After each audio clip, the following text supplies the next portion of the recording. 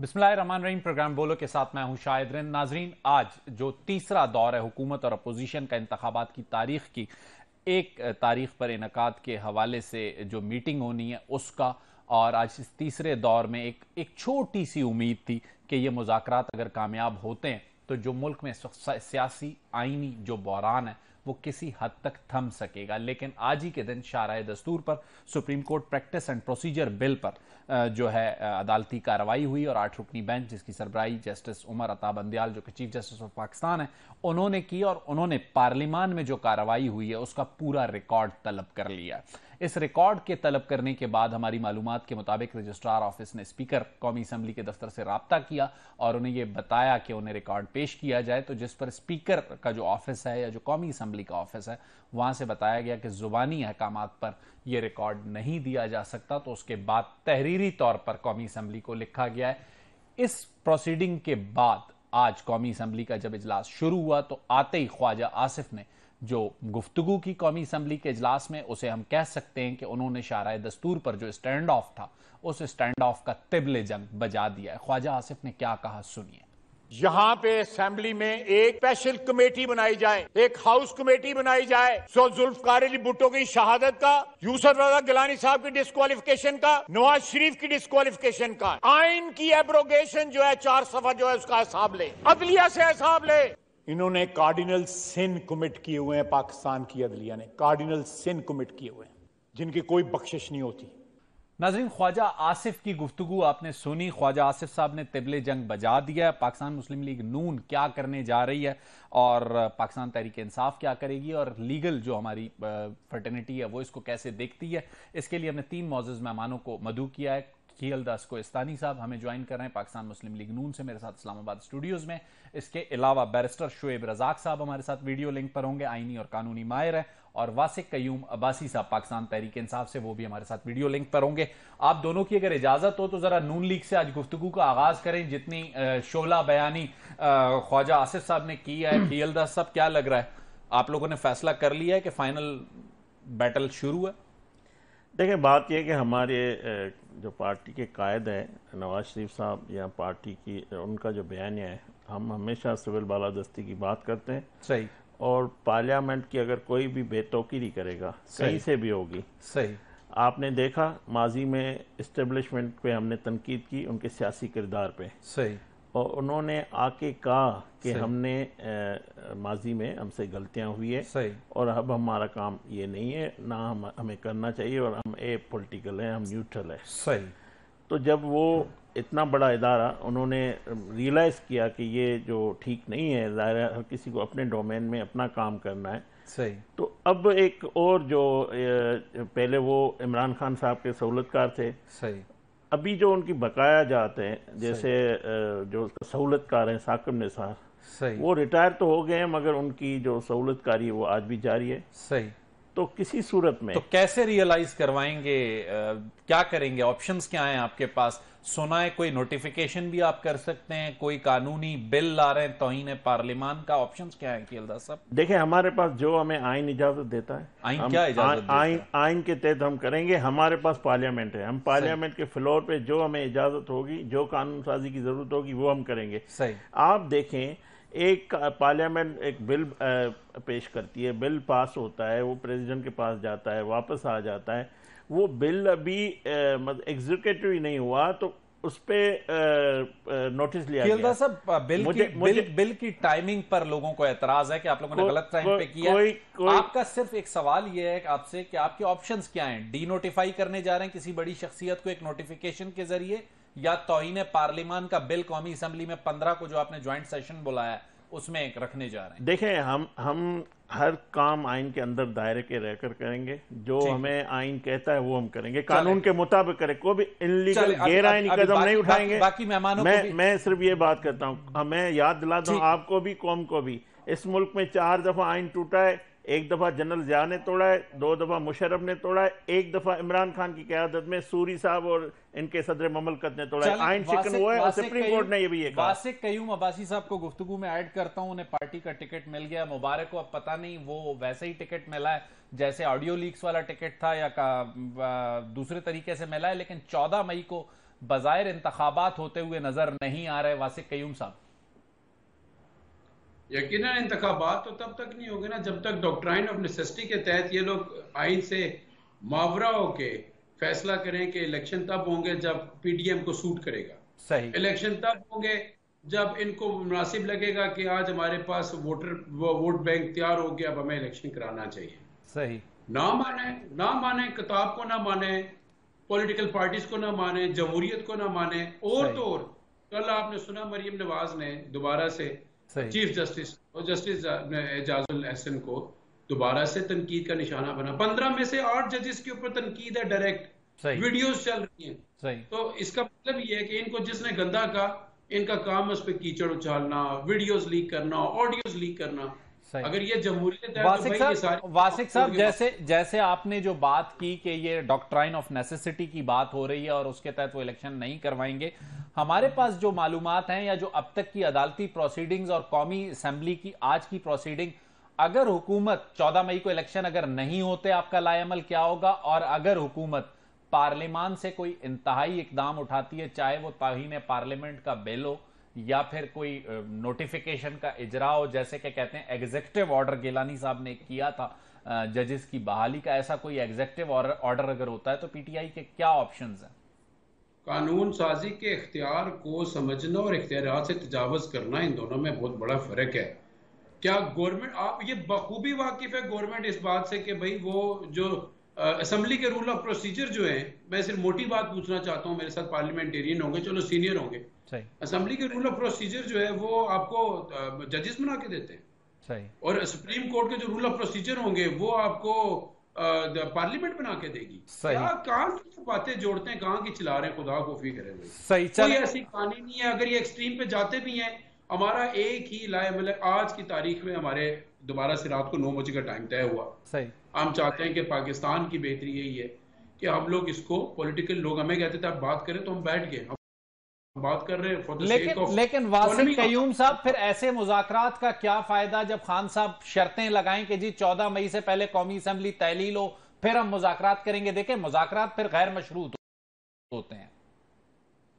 देखिए, मुज़ाकरात में बैठने से पहले हमने कहा था हमारा एक ही एजेंडा है, जिस एजेंडे के पीछे हमने अपनी दोनों असेंबलीज भी खत्म की, वो इलेक्शन है। सही। तो जब इलेक्शन का एजेंडा नहीं है तो मुज़ाकरात किस बात के?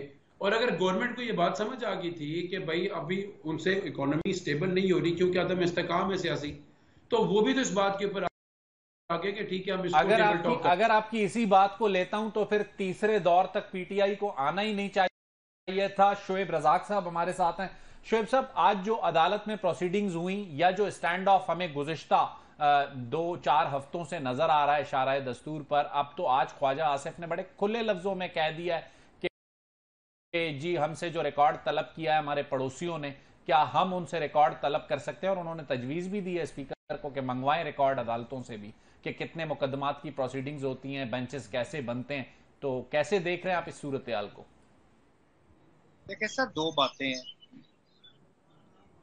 पार्लियामेंट के किसी भी कानून को सुप्रीम कोर्ट के पास इख्तियार है to challenge it, to declare it against the constitution and to declare it null and void. सही। ये आर्टिकल 8 जो पाकिस्तान कॉन्स्टिट्यूशन का आर्टिकल 8 है, वो जुडिशियल रिव्यू का इख्तियार सुप्रीम कोर्ट को देता है पार्लियामेंट के किसी भी पास शुदा कानून के तहत। सही। अब इन्होंने एक काम ये किया जो मेरी अपनी हम्बल सबमिशन है। सही।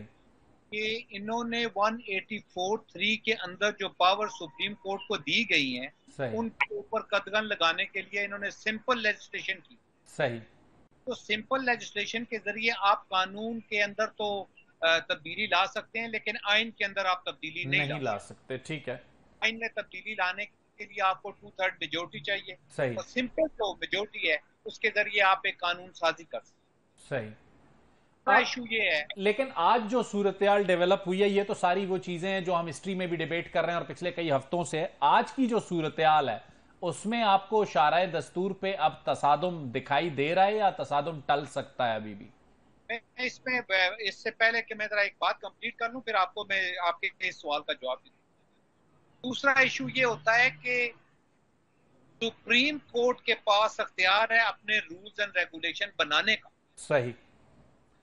Article 67 of the constitution parliament को इख्तियार देता है कि अपने रूल्स एंड रेगुलेशन बनाए। सही, ये इख्तियार सुप्रीम कोर्ट के पास भी नहीं है। शोएब रज़ाक साहब, लेकिन एक सवाल यह भी तो उठता है ना कि पार्लियामान को यह मौका अदालत से ही, जब जजेस ने लिखा कि वन मैन शो को डिसाइड होना चाहिए, तो फिर उसके बाद पार्लियामान को मौका मिला कानून साजी का।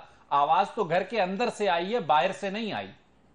दोबारा पूछेंगे सवाल। मैंने कहा जो एक चंद जजेस का जो अदालती 184(3) के जो इख्तियारात हैं, उसमें जो वन मैन शो का जिक्र है वो पार्लियामान ने नहीं किया, ब्रदर जजेस ने किया है, तो इसीलिए पार्लियामान को मौका मिला लेजिस्लेशन का। बिल्कुल पार्लियामान को ये मौका नहीं देता। ये पार्लियामान के पास कोई इख्तियार नहीं है। डिसेंटिंग नोट जब से दुनिया बनी है, जब से जुडिशियल सिस्टम एस्टेब्लिश हुए हैं, डिसेंटिंग नोट बिटवीन द जजेस हर केस में आता है। सही, ठीक है, वो पार्लियामान को कोई इख्तियार नहीं देता, जजेस के पास इख्तियार है। दूसरी बात ये है मेरे भाई, 9 मेंबर बेंच भी बना, उसके बाद 3 मेंबर बेंच ने डिसाइड किया, तो that was the order of the court. सही, उसमें जो फ्लॉज जो पॉलिटिकल पार्टीज उठाती हैं, वो कहती हैं कि 2 जजों ने रेक्विजिट किया था, उन्हें दोबारा बेंच में बिठा दिया गया। उनको भी तो फिर एक पॉलिटिकल नैरेटिव मिला। गलतियां तो दोनों तरफ हुई हैं, अगर शोएब रज़ाक साहब देखें तो। देखें, गलतियां आप ये डिसाइड करें, फैसला क्या करें। सही, सुप्रीम कोर्ट के चीफ जस्टिस के पास अभी तक बेंचेस बनाने का इख्तियार है। बिल्कुल है। उन्होंने उस इख्तियार को इस्तेमाल करके एक जजमेंट दी है। सही, आपने अगर उस जजमेंट का रिव्यू नहीं डाला तो वो जजमेंट इन फील्ड है। सही, आपको उसके साथ कंप्लायंस करनी है। आप उसके ऑर्डर को फॉलो नहीं करेंगे, मेरी अपनी भी जाती रिजर्वेशन हो सकती है। अच्छा शोएब रज़ाक साहब, आप ही से एक छोटा सा सवाल करूंगा। जो आखिरी प्रोसीडिंग थी एक रोज इंतखाबात की इनकाद के हवाले से, चीफ जस्टिस साहब के आखिरी रिमार्क्स ये थे उठते हुए कि कोई ना डायरेक्शन देंगे ना कोई हिदायत देंगे, एक हुक्म जारी करेंगे। अभी तक वो हुक्म नहीं आया। क्या वो 14 मई तक अगर नहीं आया और 14 मई को इलेक्शन नहीं हुए तो फिर होगा क्या? देखें, 2 बातें, मैं इस पे स्पेकुलेट नहीं कर सकता। सुप्रीम कोर्ट ने अभी उसके बारे में डिसीजन नहीं दिया। सही, ठीक है, तो ये बहुत सारे डिसीजन ऐसे होते हैं कि सुप्रीम कोर्ट के जजेस उसको पूरे आइन और कानून के मुताबिक सोच के समझ के, लेकिन ये वो जजमेंट्स हैं which are going to affect your future generations. सही, इस मुल्क में बहुत सारी चीजों पे हमें सुप्रीम कोर्ट की जजमेंट्स का सहारा लेना पड़ता है। बहुत सारी जजमेंट गलत आई हैं, सही, उनका भी हक है आपको, जजमेंट आपने देनी है। पॉइंट क्या है? पॉइंट ये है, अगर आपने सुप्रीम कोर्ट की जजमेंट्स को, ऑर्डर को कंप्लाई नहीं किया, तो इस मुल्क में वो कैओस आएगा तो आप समझ नहीं सकते। चलें, कियलदास साहब को इस पे ऐड करता हूं। आपने कहा कि आप स्पेकुलेट चीजों को नहीं करना चाह रहे कियलदास साहब, लेकिन ये तो बात अपनी जगह पे है कि सुप्रीम कोर्ट का चाहे वो 3-2 का जो जजमेंट है, आप उसे माने या नहीं माने, इस वक्त वो ऑर्डर ऑफ द कोर्ट की सूरत में तलवार की तरह मौजूद है आप लोगों के ऊपर। देखें, ये अक़लियती फैसला है। मुझे ये बताएं, पॉलिटिकल नैरेटिव है ना, सुप्रीम कोर्ट का फैसला मौजूद है, आप रिव्यू में नहीं गए। मुझे ये बताएं कि इमरान खान को लॉन्च करने वाले प्रोजेक्ट जिन्होंने लॉन्च किया, उसमें ये सहूलतकार जजेस नहीं रहे, जो रिटायर्ड जजेस। ये पॉलिटिकल आर्ग्यूमेंट है। आप मुझे ये बताएं वो फैसला मौजूद है। 14 मई को आपकी तरफ से पॉलिटिकल कुर्बानी वजीर दिफा देंगे या वजीर आजम देंगे? जो आज की सूरत हाल है उसमें वजीर दिफा बहुत शोला बयानी से आगे बढ़ रहे हैं। पार्लियामेंट ने बहुत कुर्बानियां दी हैं। इस मुल्क में एक वजीर आजम को फांसी भी चढ़ाया गया, इस मुल्क के वजीर आजम को नायल भी किया गया, इस मुल्क के वजीर आजम को हमेशा निकाला गया। अब वो वक्त नहीं आएगा। मुझे ये बताएं, चीफ जस्टिस का काम नहीं है आप पेंचाते करें, आप सड़कों पे फैसले नहीं करवा सकते। आप फैसला अगर आपको करना है, आप आर्डर अंदर रूम में जारी कर सकते हैं। अगर आप सड़कों के फैसले, पॉलिटिकल पार्टियों के फैसले, फिर आप कहते हैं कि ये आलूदा हो गया है। भाई, सियासत कौन कर रहा है? सियासी मामलात में इंटरफेयर कौन कर रहा है? पार्लियामेंट में इंटरफेयर कौन कर रहा है? आप पार्लियामेंट की बेतौकीरी कर रहे हैं। जब पार्लियामेंट की बेतौकीरी होगी, अगर उनसे कुछ सवाल होगा, मांगा जाएगा, तो पार्लियामेंट भी मांगेगी। अब वक्त आ गया है। 75 सालों में ये अगर देखें, इस मुल्क में एक 3 दफा के वजीर आजम नवाज शरीफ को इंसाफ नहीं मिलता, तो आपको, मुझे और इन पाकिस्तान की अवाम को कैसे इंसाफ मिले? कितने लाखों केसेस पड़े हुए हैं सुप्रीम कोर्ट में, लोग धक्के खा रहे हैं, उनको इंसाफ कौन देगा? क्या यही दहशतगर्दी के मुकदमात में जो हमारी शरह है वो सबसे नीचे? मुझे ये बताएं कि एक ही काम रह गया है, जो पहले इस मुल्क में इमरान खान ने मईशत का बहरान किया, तबाही की, अब आईनी बहरान, अब उनमें ये हिस्सेदार इनके साथ बन रहे हैं और ये चाहते हैं हाँ। हम एक दफा फिर सहूलतकारी करें, हम अपने लाडले को लाएं। कौन चाहते हैं? जजेस चाहते हैं। सही। ये वहां से सहूलतकारी हो रही है कि एक पार्टी को सपोर्ट किया जा रहा है। मुझे बताया जाए, जब आप अगर एक पार्टी को खत्म करने के लिए या उसको उड़ाने के लिए ये अगर आप इदारों को इस्तेमाल करेंगे तो अवाम भी पूछती है, अवाम भी सवाल उठाएगी। सज्जाद अली शाह वाला वाकया भी आपको याद होगा कि वो जिसने किया है, वो परवेज इलाही जो बड़ा सबसे डाकू है, वो उसने किया है। वो आज इमरान खान के साथ है, वो आज लाडला है इन जजों का। चलें फिर वासिक कयूम को जरा ऐड करने दें। वासिक साहब, खियलदास साहब कह रहे हैं 75 साल से हमने बहुत कुर्बानियां दे दी, अब पता नहीं कुर्बानी लेंगे किसकी, हमें तो अंदाजा नहीं हो पा रहा। आपको क्या लग रहा है? मैं तो हैरान हूं, ऐसे गुफ्तगू की है जैसे ये भूल गए कि इनकी पॉलिटिकल जमात के आधे से ज्यादा कायदीन के ऊपर केसेस हैं, मनी लॉन्ड्रिंग के केसेस हैं, assets beyond the means cases हैं, उनकी प्रॉपर्टी के केसेस हैं, और गुफ्तगू ऐसे की है जैसे होली पार्टी के नुमाइंदे हों। भाई हमने अदालतों में जवाब दिया है, आपका लाडला जो आपका लीडर है वो आता भी नहीं है, वो पेट्रोल पंप फेंकता है, वो अदालतों में हथियार बंद लेके आता है, मुसला बरदार लोग लेके आता है। अपनी बारी का इंतजार करें, अपनी बारी का इंतजार करें।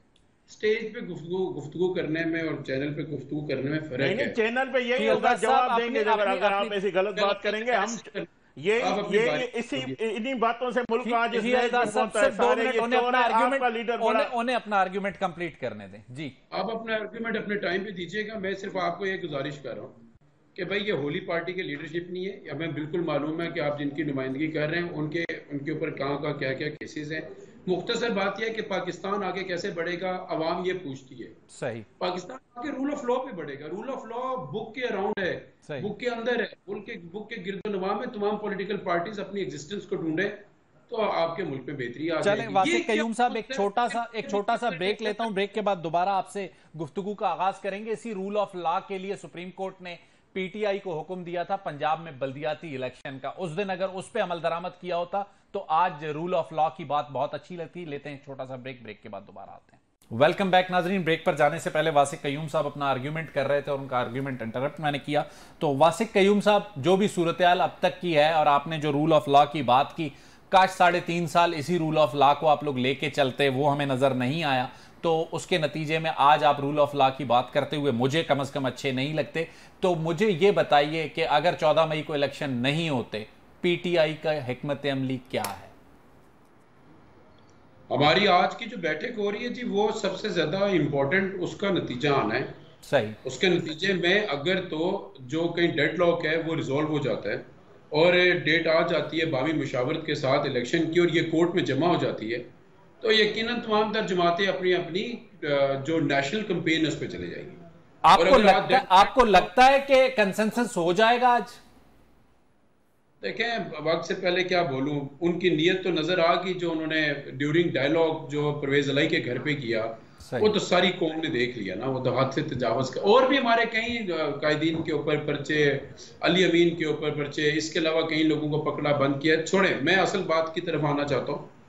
उनकी नीयत के ऊपर तो कोई शक ही नहीं रहा, वो तो ऐसे ही है।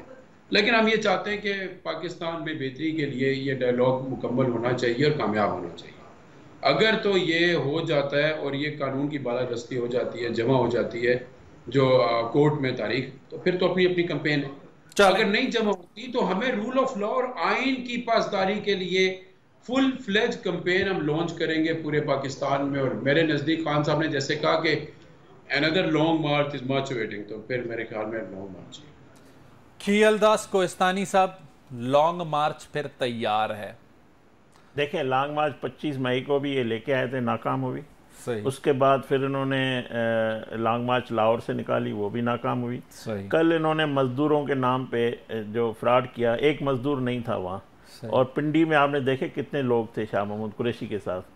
तो बात फिर ऐसे तो आपकी लीडर का जो प्रोग्राम था उसमें भी लोग नहीं थे। आर्ग्यूमेंट तो ये भी हो सकता है। हमारा कंपाउंड वॉल में प्रोग्राम था, कोई जलसा नहीं था। हमने मजदूर बुलाए हुए थे, मजदूरों का दिन था, हमने सेलिब्रेट किया, हमने उनसे इज़हार यकजहती किया। बात यह है कि पॉपुलैरिटी इमरान खान की है तो इंतजार कर लेना। सही पॉपुलैरिटी है, किसी अदालतों का किसी और का इंतजार क्यों कर रहा है? क्यों किसी गेट पे जाके खड़ा हो जाता है? क्यों किसी इदारे में जाके बैठ जाता है? अवाम की अगर ताकत इसके साथ है इंतजार कर ले। उसी पॉपुलैरिटी ने तो आपको मजबूर किया है, मुज़ाकरात पे अदालत ने आपको मजबूर किया, उसी पॉपुलैरिटी से डर के तो सारे फैसले आप कर रहे हैं। मुज़ाकरात में ये पता है क्या मांगते हैं? पहले कहते हैं FIR खत्म करो, पहले बोलते हैं ये केसेस खत्म करो, NRO मांगते हैं, फिर बोलते हैं हमें असेंबली में आना दो। आपने मुतालबात तहरीरी तौर पे मांगे थे, उन्होंने दिया आपको? नहीं, फिर बोलते हैं असेंबली में आने दो, फिर बोलते हैं ये सारी चीजें ड्रामा। कौम को एक बात करते हैं, अंदर इनके अपने मसाइल हैं, इनके जो सीरियस केस हैं वो अंदरूनी मुतालबात बताएं क्या है? अंदरूनी मुतालबात ये मैं आपको बता दूं, मैं उस मीटिंग में नहीं हूं ना, मेरे को पता है, मेरी सोच है, मैं समझता हूं ये NRO मांग रहा है इमरान खान और उसके अलावा इसको कुछ नहीं चाहिए, इसको कोई हमदर्दी नहीं है, ना पार्लियामेंट से, ना आइन से, न किसी से। अगर ये होता है, इसका 4 साल का रिकॉर्ड पड़ा हुआ है, इसने ये आके करेगा क्या इख्तियार में? मुझे बताए, इसके पास क्या कारकर्दगी है? इसके आप पास लोगों ने भी 1.5 साल में कुछ नहीं किया। हमने जो ये दिवालिया करके गया था और बार बार कहता है मुल्क दिवालिया होगा, हमने बचा लिया है पाकिस्तान को। और इंशाल्लाह पाकिस्तान पहले भी हमारी लीडरशिप, हमारे कायद नवाज शरीफ, जो भुट्टो साहब, बेनजीर साहिबा, हमने काम किए इस मुल्क में, ना किसी आमिर ने किए, ना ये सिविल डिक्टेटर इमरान खान ने किए, आइंदा भी हम करेंगे, ये नहीं कर बैरिस्टर शुएब रज़ाक साहब हमारे साथ ही हैं। बैरिस्टर साहब, आज अगर मैं कुछ एदाद शुमार देख रहा था, जितने पिछले तकरीबन 2-3 हफ्तों से हम देखते हैं शाराए दस्तूर पर आईनी और पॉलिटिकल मैटर्स में अदालत भी जिसे कहते हैं एंगेज है, लेकिन हमारे पास जो डाटा आता है दहशतगर्दी के हवाले से, जो हमारे मुकदमात हैं, उसमें हमारी रेशो 8.7 है।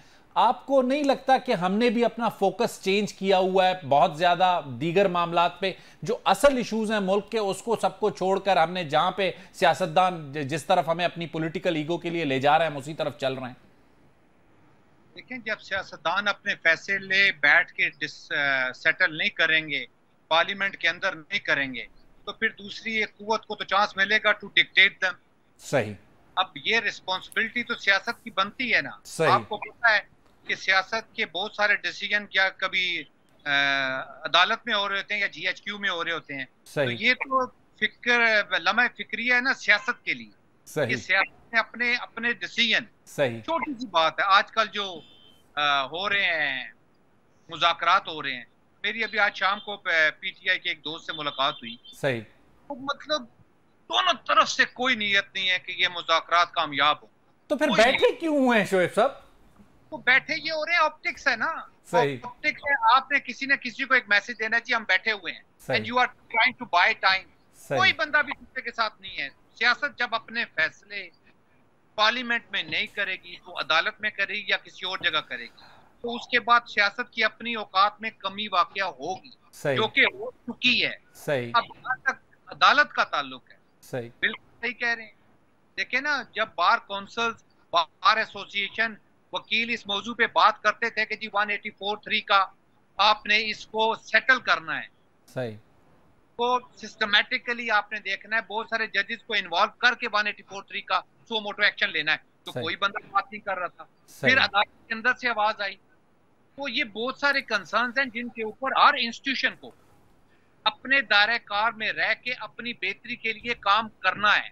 शुएब साहब, आप नहीं समझते कि अब हम उस स्टेज पर जा रहे हैं कि अब किसी एक इंस्टीट्यूशन के पास भी कोई सालिस वाली स्पेस नहीं रही है? माजी में सालिस का एक किरदार एस्टैब्लिशमेंट अदा करती थी, चाहे कान पकड़कर, चाहे जबरदस्ती तौर पर लाके किसी को मेज पर बिठा देती थी। इस बार उन्होंने कहा हम ए पॉलिटिकल हैं, आप जाने, आपका काम जाने, अपने मसाइल खुद हल करें। तो अब जब सालिस नहीं मिल रहा, तो आपको कोई तसादुम नजर आता है? उसके बाद ग्रैंड नेशनल डायलॉग होगा या उस तसादुम से पहले कोई सैनिटी प्रिवेल करेगी? मेरा नहीं ख्याल कि कोई बंदे, किसी बंदे की भी नीयत है कि वो तसादम की तरफ ना जाए। सही, ठीक है ना। आप ऑप्टिक्स के लिए, सियासत के लिए, अपने चंद पॉलिटिकल वर्कर्स को एक्टिवेट करने के लिए कोई ना कोई बयान दे ही जा रहे हैं। तो जालत इतनी ज्यादा है कि मैंने आपकी बात, अगर आप मेरे लीडर हैं तो मैंने आपकी बात मनो अन सुननी है और उस पे अमल पैरा होना है। सही। तो एक्टिविटी तो हमारी सोसाइटी में है ही नहीं ना। चले, इस पे जरा वासिक को ऐड करूंगा। वासिक, जो बात की है शुएब रज़ाक साहब ने, बहुत अहमियत की आमिल है कि जो भी लीडर कहता है उस पर कारकुन चल निकलते हैं, और पिछले कई महीनों से हम ये देखते हैं कि बहुत शदीद तनकीद आपकी लीडरशिप की जानिब से भी, इदारों के हवाले से भी की गई, मुखालिफ सियासी कुव्वतों के हवाले से भी की गई, तो आपको नहीं लगता कि थोड़ा सा आप भी जिसे कहते हैं गाड़ी को डबल गियर में आगे ले गए? मैं ये समझता हूँ कि गाड़ी को तो वैसे ही 4x4 ही लगा दिया था जिस टाइम रिजीम चेंज हुई थी, और हम लोग पीट रहे थे कि ये पाकिस्तान की सियासत में गंदा खेल है, इसको रोका जाए, इसको मत खेला जाए। सही जो भी सूरत हाल पैदा होगी है, आप क्या समझते हैं कि ये 70s है, ये 50s है, या ये अब 19th सेंचुरी में? सही, ये इतना तेज दौर है भाई कि आप और मैं बाद में करते हैं, बच्चे आके हमें पहले बता देते हैं कि भाई ये फैसले हो रहे हैं, ये बातें हो रही हैं, ये काम हो रहा है, ये एडवांसमेंट हो रही है, और ये दुनिया चांद पे पहुंच के अगला कदम ये ले रही है। सही, आप सोशल मीडिया इतना एक्टिव टूल है, उसमें बात अभी बंदा ऐसे सेंसर्स भी हैं कि बात आती होती है और पूरी बात लोग आपको सोशल मीडिया वाले खुद बता देते हैं। सही। मेरे नजदीक यहाँ पर अब कुछ इस दौर में कुछ छुपा नहीं रह सकता, ढका छुपा कुछ भी नहीं है। सही। और उसमें अगर एक पॉलिटिकल पार्टी एक अपना विजन रखती है, अप्रोच रखती है और किसी मामले में स्टैंड रखती है, सही, उस स्टैंड को पॉपुलैरिटी मिलती तब है जब जनरल पब्लिक उस पर आती है, और जनरल पब्लिक तब आती है जब जनरल पब्लिक उसको महसूस करती है गैर रवायती तरीके से। तो मेरे नजदीक चीजों को हमें एज अ सोसाइटी एब्जॉर्व कर लेना चाहिए कि हम सब अपनी हदूद में रह के अगर काम नहीं करेंगे तो मैं समझता हूँ पाकिस्तान ग्रो नहीं करेगा। सही। और कौन सी पॉलिटिकल पार्टी है, मतलब मुझे बताएं कि वो कैसे पाकिस्तान को चलाएगी अगर पाकिस्तान के रिजर्व्स $2 बिलियन हैं। सही। मुकाबले में इंडिया से मुकाबला खोल के बैठे $650 बिलियन के रिजर्व है। सही। तो अब आप पूरा दिन कहें सियासतदान का आगे, पूरा दिन कहें एस्टेब्लिशमेंट का आगे, वो कहें जी फौज 30 साल रही, फौज कहें जी आप 20 साल रही, ये आपका मामला है। नहीं वासिक साहब, यही गुफ्तगू आपकी अगर लीडरशिप करे जो इस वक्त आप कर रहे हैं कि फलां खा गया फलां खा गया, ये जब लीडरशिप से आएगा तो ही रिजल्ट आएंगे। खियलदार साहब, अब एक लाइन में मेरी बात है। खान साहब क्या कह रहे हैं? खान साहब ये कह रहे हैं कि if it's a democracy, let the political parties to decide via election. Election is the prerogative of political parties. Once जब आपकी डिसॉल्व होगी तो इसको इलेक्शन होने दें। जब इलेक्शन हो तो वो बैठे एस्टेब्लिशमेंट के साथ, जिसके साथ बैठे वो डिसाइड करे कि पाकिस्तान का फ्यूचर डायरेक्शन क्या होगी। चले वासिक साहब, खियलदास कोहिस्तानी साहब को मैंने 30 सेकंड्स देने। खियलदास साहब, कल तक तो जो भी सूरत हाल होगी, पीर को अदालत फिर बैठेगी, पीर से पहले आप अपना इंतहाई इकदाम उठा लेंगे या पीर तक फिर वहां जाके सर तस्लीम खम करेंगे और कौमी असेंबली पहुंच के आस्तीनें चढ़ा लेंगे? देखिए, पहले मेरे भाई ने कहा कि बच्चे आके हमें बताते हैं। आप ख्वाजा आसिफ ने भी असेंबली के फ्लोर पे जो बात की, बच्चों को ये क्या सिखा रहे हैं, किस तरह बातें करवा रहे हैं, हम हर कोई तोबा कर रहा है, उन्होंने एड्रेस की, मगर बच्चों को जो ये जो और बाकी ये जो फितना फैला रहा है ना इसका लीडर, इससे मुल्क नहीं आगे बढ़ना, इससे मुल्क जमहूरियत आगे नहीं बढ़नी ना मुआशरे। मैंने शुरू से मैं आपके कर रहा हूँ, जो हमें आइन इजाज़त देगा, जो हमें कानून इजाज़त देगा, जो हमारे एग्जीक्यूटिव आर्डर होंगे हमारे हाथ में होगा वो हम चलाएंगे। हमने बंदूक को भी सामना किया है, हम हथौड़े का भी सामना कर लेंगे। पीर को अदालत में सर तस्लीम खम करेंगे या आस्तीनें इसी तरह चढ़ी हुई होंगी जैसे मैंने कहा कि हमने बहुत अपने वजीर आज़म बली चढ़ाए, अब वो वक्त खत्म हो गया। अब पार्लियामेंट कोई कुर्बानी नहीं देगी, पार्लियामेंट कोई कुर्बानी नहीं देगी, हम अपने आइन के मुताबिक डट के खड़े हैं। ठीक है, वासिक साहब ये कह रहे हैं कि डट के खड़े हैं, इस बार पार्लियामेंट हथियार नहीं डालेगी। डट के खड़े, पाकिस्तान के आइन के खिलाफ डट के खड़े। मैं कहता हूं आइन आप लोगों ने तोड़ा है, थोड़ी तारीख पढ़ लो। अभी 1 साल हुआ है आपके सूरी साहब ने आइन तोड़ा है। सुप्रीम कोर्ट, इसी सुप्रीम कोर्ट का फैसला मौजूद है। आइन शिकन है जिसमें सदर ममलकत आपका बैठा हुआ है, ये जो आपका कारकुन इमरान खान का, वो आइन तोड़ के बैठा है। जवाब दें आप कौम के सामने। आप उसी लाइन में है जहां मुशर्रफ जनरल ज़िया-उल-हक था, उसी में आप थे। खियलदास साहब, जो आपने कासिम सूरी का हवाला दिया, काश जिस वक्त कासिम सूरी साहब ने वो रूलिंग दी थी, सुप्रीम कोर्ट का फैसला था कि उनके खिलाफ कार्रवाई इनिशिएट करें, आप करते, आपने नहीं किया। बिल्कुल आर्टिकल 6 लगना, हाँ बिल्कुल आर्टिकल 6 लगना चाहिए। शोएब रज़ाक साहब, आपके ख्याल में जो भी सूरत हाल अब बनने जा रही है, नतीजा क्या निकलेगा 30 सेकंड में अगर प्रिसाइज कर सकें?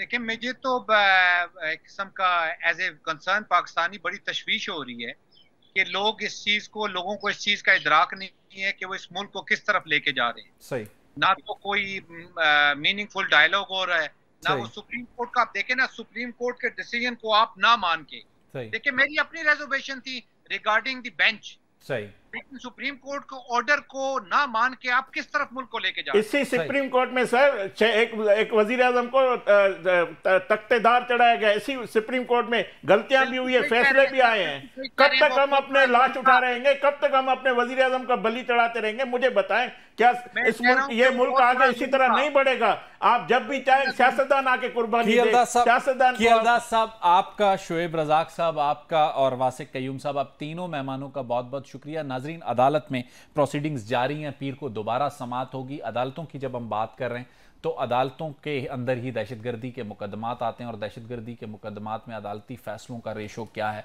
ब्रेक के बाद आपको उससे आगाह करेंगे।